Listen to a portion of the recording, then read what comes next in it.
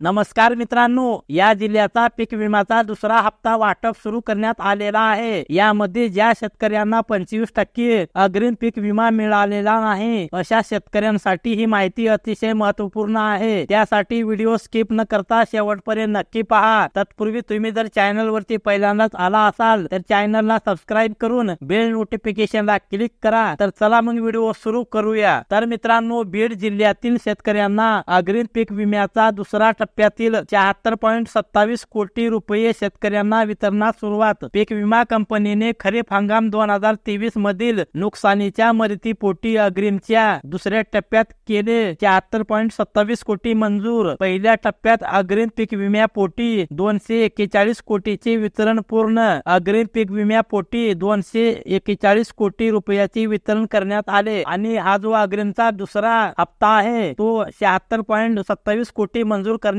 आलेला आहे आणि लाभार्थ्यांच्या खात्यावरती जमा करण्याची प्रक्रिया सुरू करण्यात आलेली आहे। जय हिंद, जय महाराष्ट्र।